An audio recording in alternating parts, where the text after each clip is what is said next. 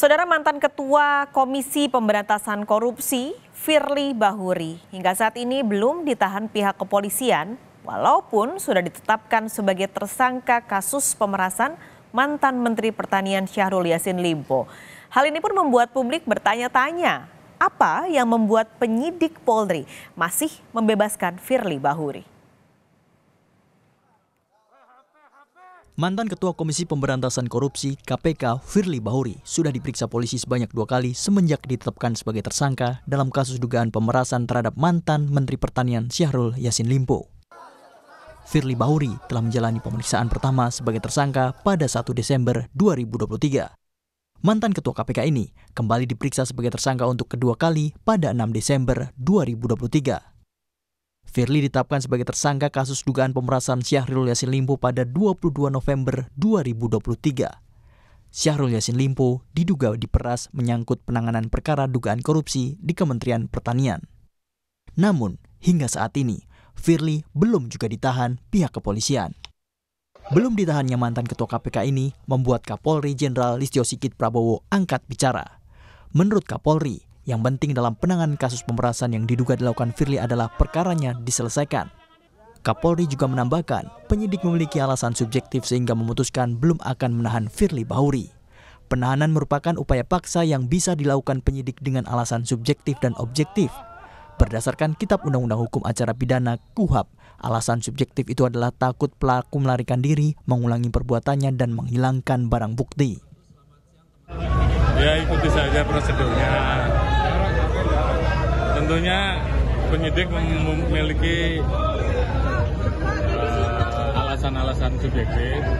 Namun demikian sepanjang itu masih dimaknai bisa ditoleransi oleh penyidik, saya kira semuanya tetap berproses, dan saya kira yang penting bagaimana kasus ini dipuaskan.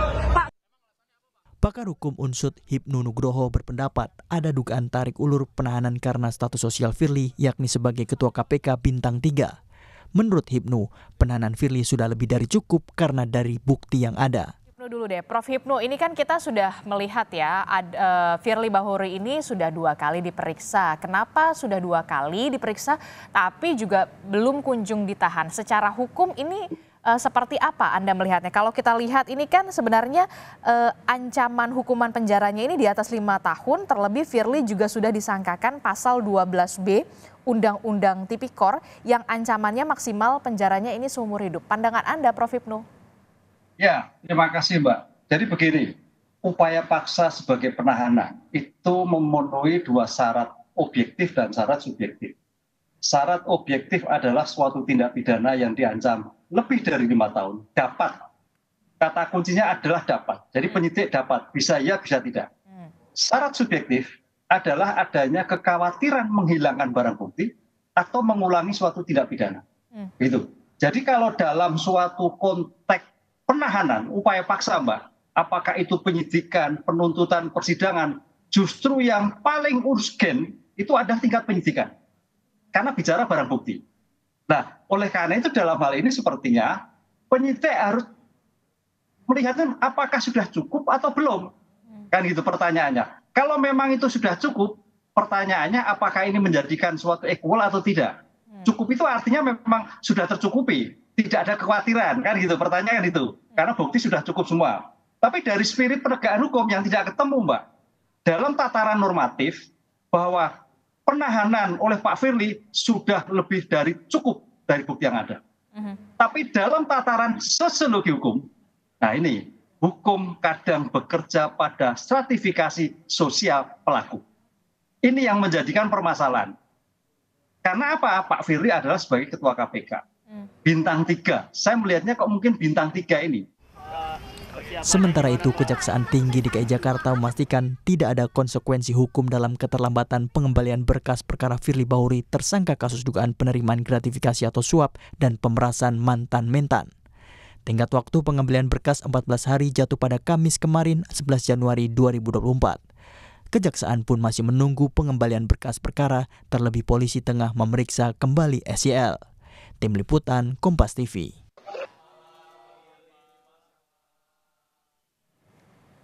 Informasi lebih lengkap soal perkembangan kasus Firly Bahuri akan disampaikan jurnalis Kompas TV Renata Panggalo di Mabes Polri. Renata, bagaimana soal berkas Firly yang terlambat dikembalikan ke Kejaksaan? Adakah kendalanya?